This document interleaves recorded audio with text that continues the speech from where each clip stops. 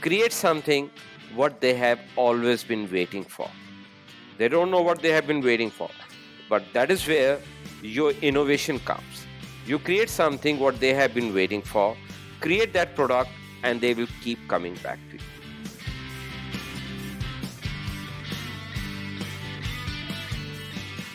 Welcome to the Hospitality Maverick podcast with me, Michael Tingsa. We at Hospitality Mavericks are here to inspire leaders to create heart-centered and profitable businesses from the inside out, the kind that both employees and customers love and support.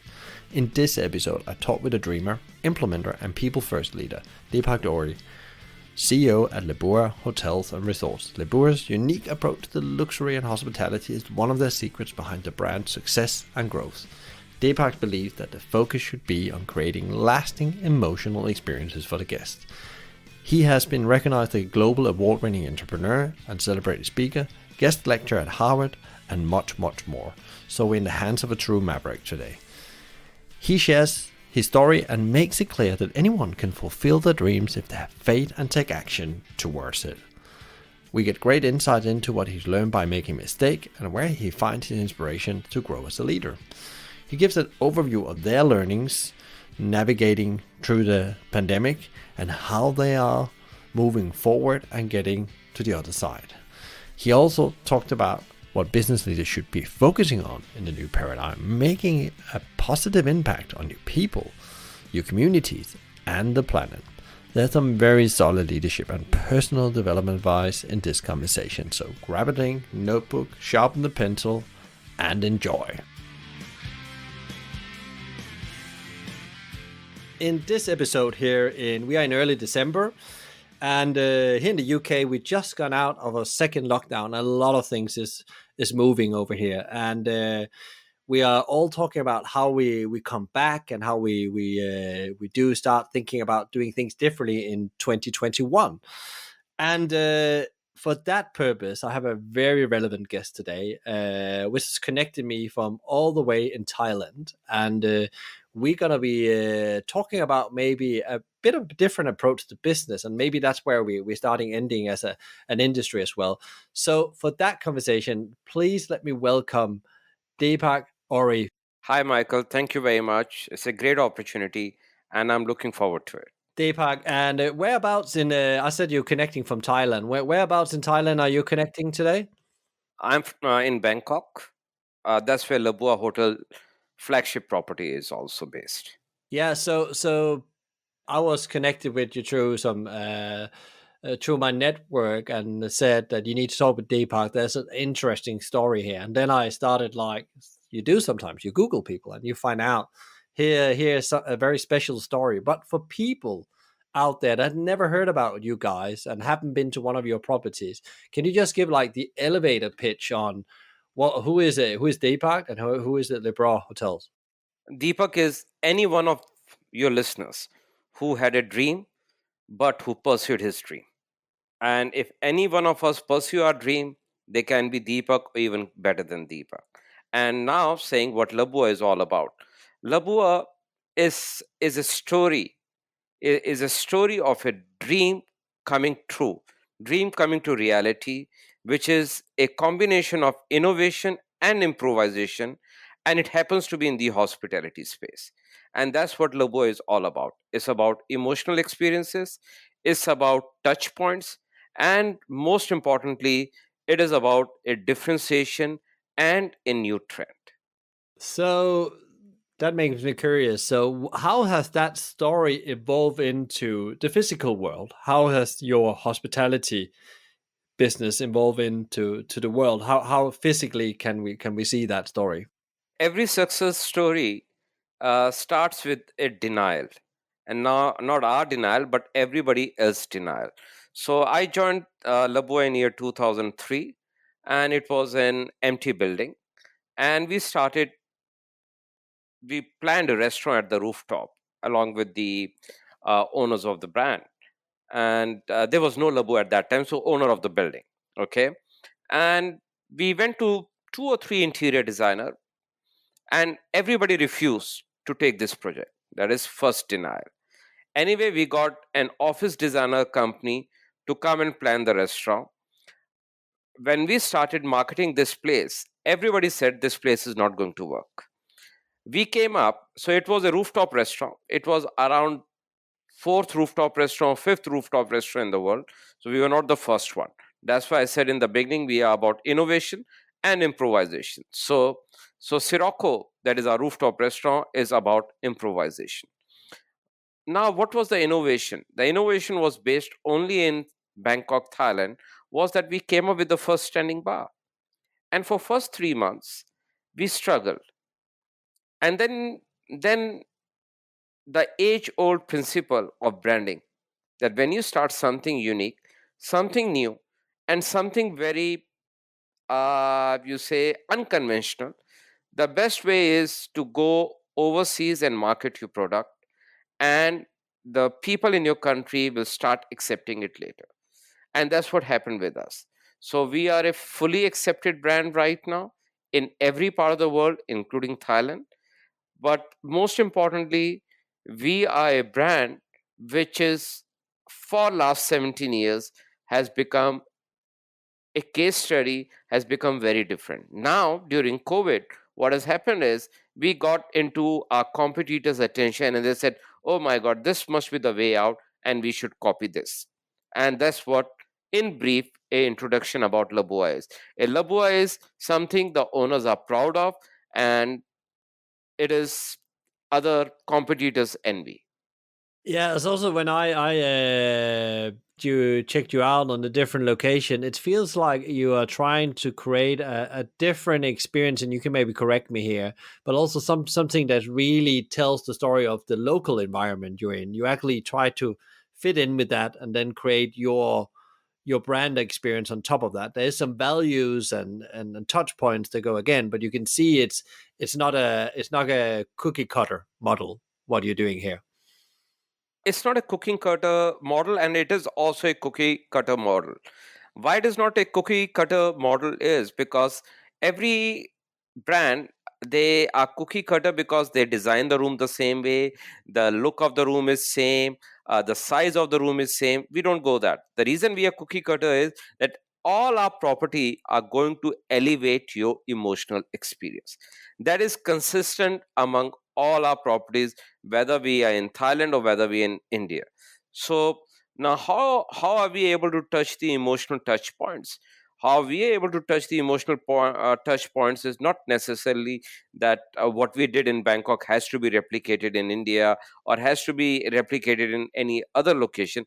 It is very different, and each location, everyone has a dream, everyone has an aspiration. Understand people. That's the number one thing. Create something what they have always been waiting for. They don't know what they have been waiting for, but that is where your innovation comes. You create something what they have been waiting for, create that product, and they will keep coming back to you. I love that you start with the human in the center and what they dream about, because that's a bit like when you started out with saying that, you had a dream and you put it out there and you did something, you took action towards and it made it happen. On that journey, Deepak, what is, in 2004, I think you said you started out. What do you wish today you have known at that point that you didn't know when you started there? I think I started in 2003, but in Bangkok at Lebua. I think what I should have understood was we could have been Apple of the world when it comes to the hospitality. Where we lagged is we underplayed and we didn't talk about us as much as we should have spoken. We thought if we talk about us as much as we should have, we would be bragging, but actually, we would not be bragging. It would have been an education. And today, in present scenario, the world would be a different world if we would have been telling people how and what Labua is all about. And not only Labua is unique, there'll be many brands in the world, but not many. You can count on both the hands, not more than that, who could have exactly done the same thing as us. So that is what one thing which we should have done, which we didn't. Yeah, and that's an interesting thing you come up with there, because I see that talking with different CEOs, founders around the world, one of the things they often struggle with is telling that genuine, real story about what they're doing, because they don't see it as anything significant. Sometimes, even though they know it, they don't want to brag about it. They don't want. There's no reason for do that, because they want to keep on working on it till it's perfect. Is that's what's happened here as well? You think that's a bit like you've been on that journey, there's still a bit to go, you think, before you start to tell the story in a full upscale way? No, it's not true, Michael, because we are an organization which is talking about emotional experience, and emotions can never be perfect. Though Amazon has come out with a new watch which can measure your emotions, but emotions can never be perfect. And emotions are something which cannot be controlled. Emotions is something which cannot be judged. So that is not what I was. So I'll tell you what I meant with that. Today during COVID time, everybody has become forecasting things, and Lebua has got certain principles. So if you ask Lebua, if you ask me, Deepak, you talk about emotions. What do you have to say about the people who likes to forecast what is going to happen in the future? So let me tell you, Michael, there are two kind of people who forecast. One, those who don't know. Second, those who don't know, they don't know. And that's the reality. Yeah, that's probably quite spot on, and they spend a lot of time on it. Yes. And people spend a lot of time listening to it. So I want to be very interesting session. So when people are listening to it, they see the element of truth, they see the element of reality, and I want people to feel the emotions while listening to what our conversation or the podcast is all about. So on that journey as well, like you must have done lots of things that went really well, but often we learn most of our mistakes or failures. That's where the biggest learning or the biggest potential for growth is. Or our problem is often our growth opportunities. What has been your biggest failure as a leader of the business, where you said, "Wow, that was a biggie, but I really learned something and really accelerated me to the next level." I'm still struggling with that. So it is a failure which is still happening. Okay. It is a failure where I have to keep the owner and the employees a balance. And I may know everything, but this is something which is also something we always struggle with. And that is a balance. If you ask me now, I would have done much better in 2003, having gone through this whole journey for 17 years. But if you ask me again, would you have been able to recreate what has been created? My answer would be no, because you create icon only once in your lifetime. You don't recreate it, then you manage it. Super interesting, because you're spot on. There's a phase from where you create things, and then you go into the next phase where you start to manage that dream in a way to keep it alive almost sometimes. And you mentioned Apple before as a great example of that, and Starbucks, and you can find others as well on that journey as well, Deepak. I've seen some other things on I know you've been talking at Harvard and stuff like that, and you talk about different source of inspiration. Where do you get your inspiration for? Is there specific people that has touched you in your on your journey that really have elevated you? And what is it that made these tipping points? I often call them as well. Okay, so my inspiration comes from two parts. My first inspiration is my late father. He came from a very humble background. He looked after the family. Uh, so looking at him, how hard he worked, how honest he was a man of principle, and we saw how difficult it was for him to achieve when you're honest, man of principle, and there's a humble background, and you don't get recognized. The path becomes very difficult. So that is one part where I got the inspiration that I will do everything what my late father did, but I'm going to make myself recognizable in this world. That was point number one. Point number two, and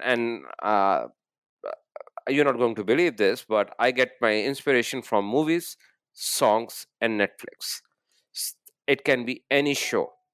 Okay, it can be anything. My I can give you an example. It's not that I'm trying to make the podcast interesting, but I tell you a clip from my best management movie has been Air Force One and The Godfather. I think this is the best management movies. The best reality is one Bollywood song that tells about what the life is all about. Okay, so these are the things that inspires me. Which so in in one word, what inspires me is the truth of the world, and which many people wants to hide, and and that's why I want to be very truthful and honest, and that is one word that keeps me inspiring. And when I watch movies, I see an element of truth, and that is where the learning comes. When I see people in their real lives, I learn from there. I sometimes learn from even walking on the street, looking at other people. Because for me, I think my beginning has been very humble. Maybe I missed on a lot of learnings. I was reading a very great research that came out from the Stanford Business School, and that research said that people now that the world is very different, people who come from a better background, they tend to do better in Zoom interviews because they have a command over the language, and they have a lot of confidence because the confidence come by meeting people. My first flight when I took was 21-year old. When I was 21-year old, at the age of 21, when I sat on a plane, I didn't even know how to fasten the seatbelt. That's my reality. Okay, I'm not trying to make it like, oh my god, Deepak has had such a tough time. That's not what I want to talk about. What I want to talk about is that in every step of your life, either you learn or you fail. The other thing is, what we should all know is failure is key to success. You show me one successful person who has never failed. That's not possible. That's not possible. So failure is. I have seen a lot of failures in my life. It's super interesting when you talk about your dad and the respect for him and the honest and truthfulness and want to do things in the right way and his challenges actually to get to success because one thing we are really exploring in this situation, we'll come into the pandemic in a second, is that well, because we're all struggling with this challenge around truth. You can see election politics, the way we operate as businesses, the ethics around that, and being truthful is quite hard or have been quite hard in the world we've been in now. So how have you actually managed to keep truth to that and then still have had the success as you mentioned you had compared to your dad? What is that as the difference you think? Because it is quite hard to be honest and truthful.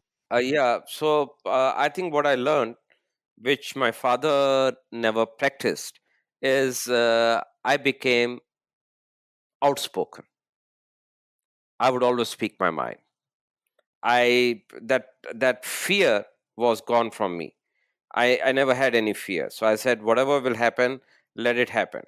And there's a, I don't know whether you've heard about this, there's a law of wasted effort.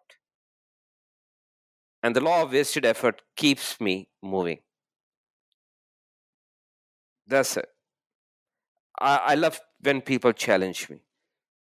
I think if people stop challenging me, I'll be a failure. But now the secret is out. Okay, so so I always want people to challenge me. Okay, that's one part. Second part is, even today, I'm not a successful person. I have my dreams, and every time I want to do something, people knock you down. And when people knock you down, you said, fine, I'm going to show it to you. So that spirit has to come from within. One should never feel that anyone can defeat you. The only one person who can defeat you in this world is you yourself. And it's so interesting. It's all up here in your mind, in your complex brain. There's as complex as electricity in your house, but it's your ability to know that it's complex, but actually, listen to when it keeps you down sometimes, because it just wants. That's what it does all the time. It triggers back, so you have to work with it, getting it into that positive state of mind, which is very interesting. Well, reflection you have there. Moving a bit on, Deepak, because I've noticed that you did some incredible things to keep yourself going during the pandemic, and you told me before we went online that you're still closed for tourism in Thailand, and it's difficult times. But what's happened for you guys during the pandemic? How are you navigated through it? What has been the learnings? Okay, so one thing I'm very disappointed about with this pandemic. Okay, and what I'm disappointed about with my fellow colleagues and with the tourism industry. I'm not saying hospitality, I'm saying tourism industry. We have locations in India and Thailand. We never asked even a single employee to leave, saying that we are not a rich company. When we did that, I got two responses. I'm not upset about these two responses. I'm just telling you. People said, oh, maybe your owners have got a lot of money. Point number one. Then people said, oh, fine, we'll see for how long you keep your employees.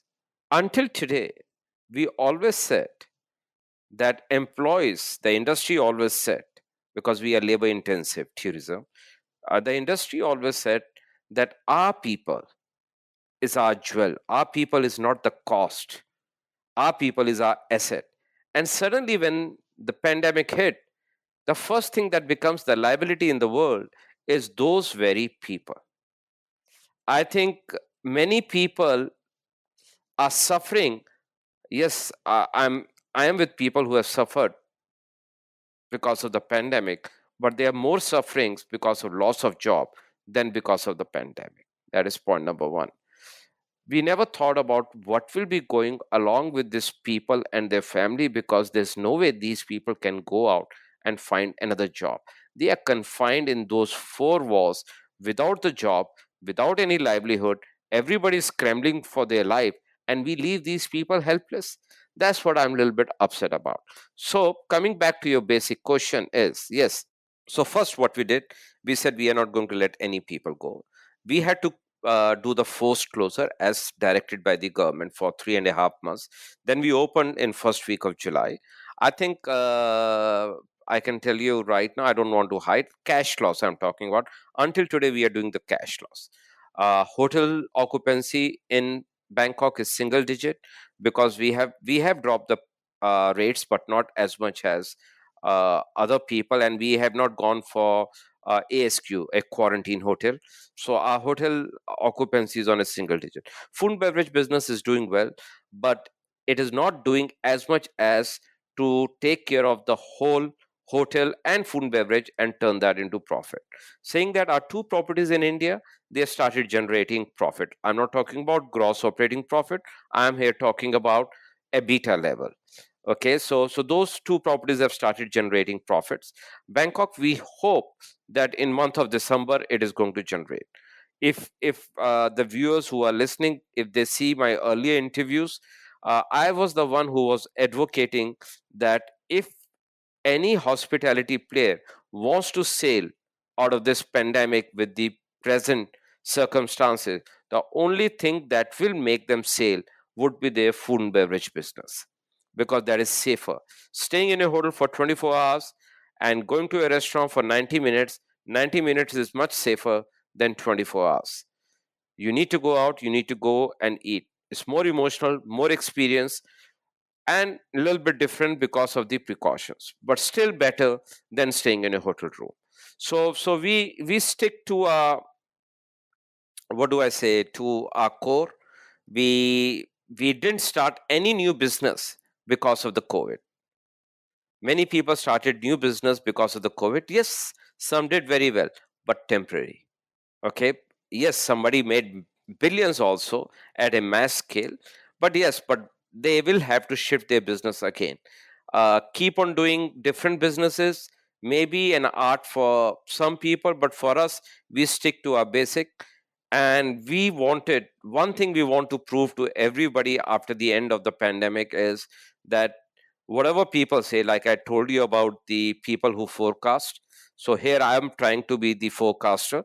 I don't know which one I am, the one number one or number two.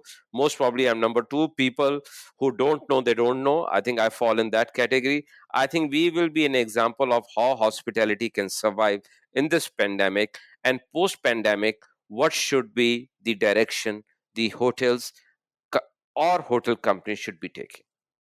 And what is it that you learned through this process? Because you mentioned that I think you're right. You flagged that there's a lot of claim on putting your people first, and that really came to wide open, out in the wide open as the pandemic hit. Because suddenly that was the first thing maybe a majority of business, a big part of the industry cut. And but actually, as I believe, and I can hear what you believe, is that they are the center of everything you do. So how can you create that experience when you don't have the people on the other side? They will be gone. And how can you put people in that situation?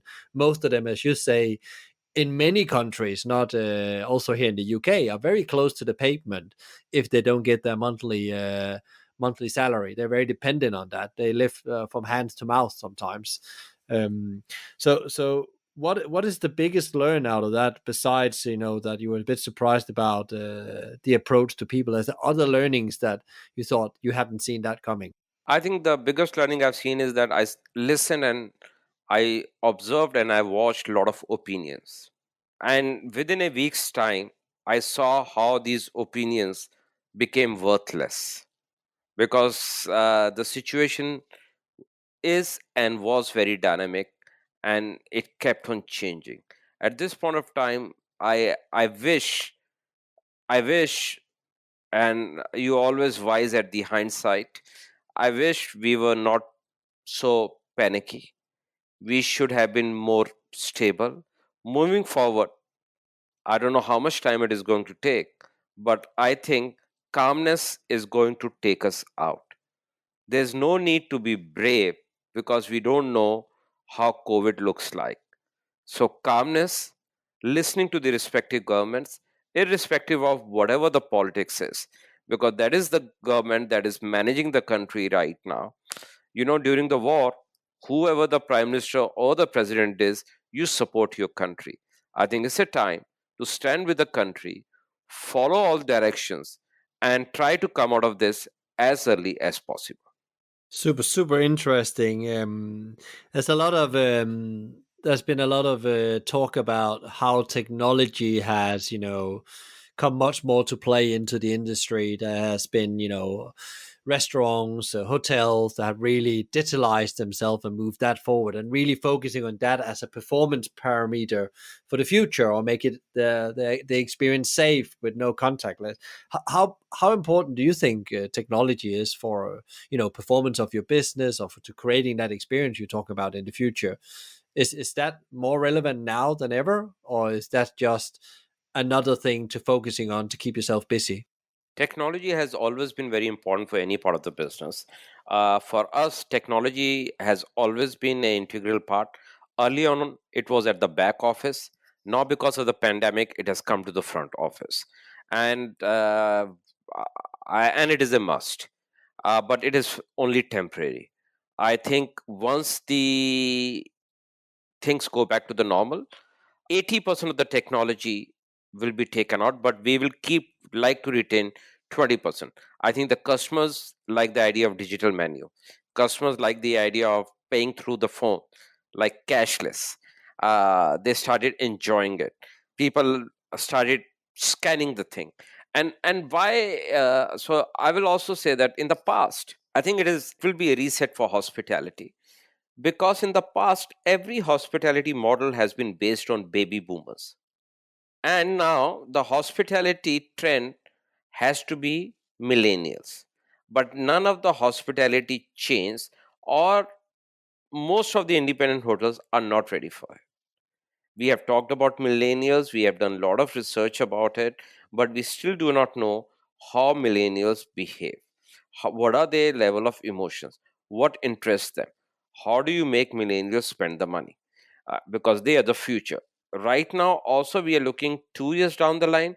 I think tourism industry should have a vision 2030.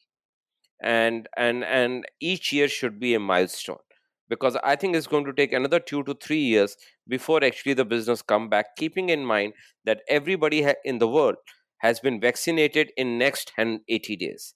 Why I'm saying that is because the infrastructure is not ready. And why infrastructure is not ready? There are a lot of planes that needs a lot of upliftment and restoration before they fly. But most importantly, we have rusty pilots.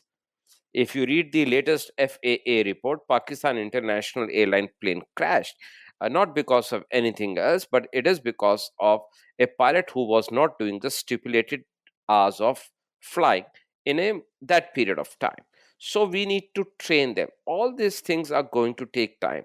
So I think we should be ready for next 36 months. Saying next 36 months, will they be as bad as 2020? I believe no, because we have seen the bottom. Okay, we have seen the bottom. I think everybody's saying the vaccine will be 90, 95%, which itself is very, I would say, is ensuring the safety for a lot of people. But will the travel come back immediately? Answer is no. Will the hotel start making money? The answer is yes, but not as much as what it was in 2019. So for next 36 months, we really have to plan. My humble request to everyone and my industry colleague here would be, please try to take people who we had to let them go as soon as possible, as the improvisation and as the situation normalize. It is super interesting because you're talking about a different vision for hospitality as I read between the lines than before. Is there going to be a change in the way we operate? How many hospitality hotels, restaurants is going to be less, more as we bounce back during those 36 months of it? If you had a crystal ball, I know we talked about prediction, by the way, so I know what you're thinking about it. But it was more about if you should give your educated guess in a way. Okay, so saying that, I'll go back to the basic. What I said about prediction, but the asset is a hotel. Okay, so a asset requires a little bit of forecasting. And who will do the forecasting? 60% of the hotels or the hospitality companies are owned by investors, institutional investors, fund. And these are the people who are looking going forward, not in the past. Going forward, they will be looking for a area of differentiation. So when they will look for area of differentiation, what is going to happen is we will see a lot of independent hotels coming up. We will see a lot of regional players coming up. The hotels will follow the model of Hermes. Hermes is a single brand, one CEO looking after one brand, not like counterpart, which is Gucci or the Kering Group, where they have so many brands and one CEO is looking after so many brands. So the point is, Instagrammable tourists will be gone. Millennials, yes, they like to do Instagram, but those who like to do Instagrams are not the one who like to spend the money. So there'll be a complete shift even in the technology. Now, if you look at the technology also, it is a funny story because technology is one which advances us, not we advance the technology. It is the other way around. When it was 3G, we were looking at the companies like Nokia and the likes of those companies. Some of these companies are still in the case study, but the companies don't exist. When came 4G, I'm talking about the bandwidth, the telephone, mobile. When came the 4G, we saw Apple, we saw Instagram, we saw Twitter. And when the 5G will come, we'll see a new set of alternative economies coming. And these alternative economies will be employing the millennials. That's where the gap today and then. The gap today is they spend less. That's why we are still running after baby boomers. And when these new alternative economies will come, that is where the millennials will have more cash to spend, and that is where they will start dictating what they want. So, so that is my crystal ball. analysis. And it gives good sense when you talk about the telephone. It's such a simple way of seeing how shifts has been over the last 20 years in the economy. And you're right, both in restaurant and hotel world, there has been the baby boomers has been a lot of always in the, what is your top three customer groups you are targeting? Yeah, definitely the baby boomers, because they have a lot of spare cash and property value, and they travel a lot. And it is interesting you say that the 5G will make a significant change. I talked with a totally different subject with a guy the other day to put a bit of weight into that. He is working on a music solution, not a Spotify solution, a music solution for 5G, because apparently 5G can totally transform how you experience music through your phone. And they want to go live with that as the 5G net. And he says this is part of a whole new economy as well. And I said, are you sure about that? Isn't it just an advancement of the phone? No, he said it's an explosion of the capability of a phone. So it's super interesting way of looking at it from a hospitality point of view as well. How you can actually be able to develop your business with that and advance your business within all this kind of environment, which it sounds like a challenging environment when you draw it up. Like there's a lot of change coming ahead.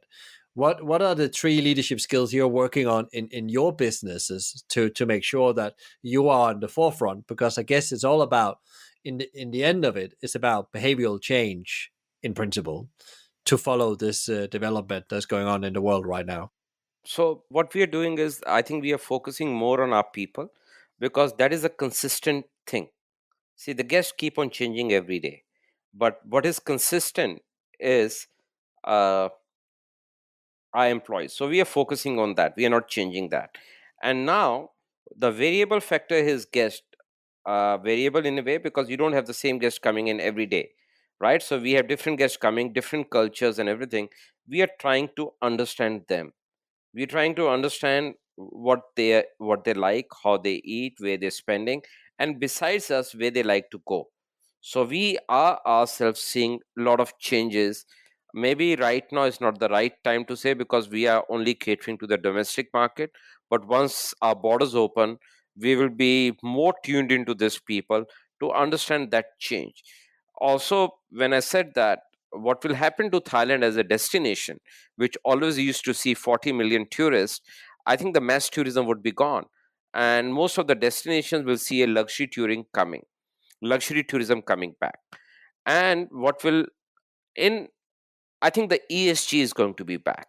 That is the big thing. That is the environment, social, and governance. That is the three big things.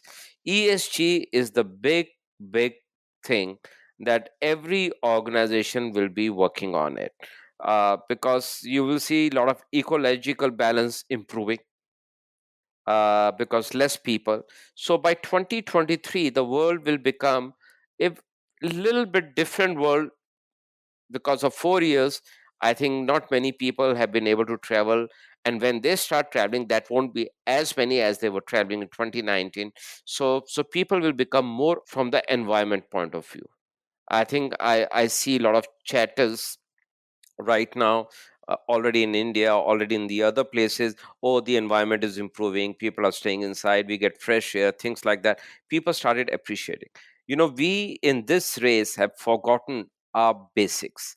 We forgot our family, we forgot our environment which we breathe, we forgot our social responsibility, and we forgot the most important thing is the corporate governance, that we need to govern. And corporate governance is not only financials and balance sheet. I'm talking about inclusiveness. I'm today Even today in 2020, we talk about, major companies talk about, oh, today our CEO has become a woman. If woman has become CEO, it should be a normal thing in 2020. What is there to brag about? So these are the things that we will see changing. And these changes will be welcomed by millennials, because they are new. They don't understand these things. They have not seen. They are used to a very different world, a world of technology. And they will take it forward. Totally agree with you. There is you call almost a responsibility as a business, not just be in the business for yourself, but be in the business for your people, the communities you're part, and the planet you're a part of as well. And it doesn't mean that everybody has to save the planet, but we all can do our little bit to put the place in a better place to our children, so they can inherit a better place and their children can inherit a better place, because we need to do something about those things together with governments. As you say, it's like the triple bottom line they talked about in Unilev, way Paul Polman talked about as well. So, and I believe as well as you that this is where the world is going from a leadership point of view, and the focus has to be at. You cannot just run business for the sake of business. There's much more into it. If in the end of the conversation, Deepak, I always ask the guest this question, because I like people to take something away from what is on your focus in a way as well. If you should give up to 3 advice to leaders out there running hospitality business, any kind of business, because there's also people outside hospitality tuning in, what would be your 3 advice and takeaways for them right here and now they should go and do? You've been giving a lot of advice during the podcast, but we had to sum it up. Sure. Michael, my number one would be ESG. Let's focus on ESG, all of us together. Second, never lose hope. Business is coming back. Luxury is there to stay. Let's focus, and we should not lose focus. Third advice is get all your employees back as soon as possible. Let's us be the trendsetter in bringing our people back to our offices. That's super advice, and actually ties into the conversation we had. Take care of more than your business. Have hope, because we need to have hope right now, and faith. That's actually what can drive us a long way. And then take care of your people, because they're gonna make it happen when you take them back. Deepak, thank you very much for coming on the show and sharing your insights and wisdom and your experience about how this is being in the pandemic right now, and also a bit of crystal ball, looking into the crystal ball. Even though we talked about it's very difficult to predict, and the people that do it often waste their time, but we had a bit of that as well. So I'll send you all the power you and your team and family needs to get through this, and success coming your way. And we will probably touch base on the other side. Thank you, Michael. Same to you, and stay warm and stay safe. Wish you all the best. Thank you very much. Wow, Deepak, some amazing advice in here. It's clear that we now as business leaders need to focus on not only making profit, but making a positive impact on our people, our communities, and the planet we're part of. If you want to get inspired of more leadership lessons, tune in to episode 10, Leadership Advice from Andreas Carlson, the CEO of Sticks and Sushi. If you enjoyed today's podcast, please share, rate, and review, or subscribe to one of our channels. Tune in next time for another interview, and in the meantime, find out more about us and subscribe to our community and download free leadership tools at hospitalitymavericks.com. And don't worry, if you didn't get all of this, there will be links in the show notes. Thanks for listening, and be Maverick.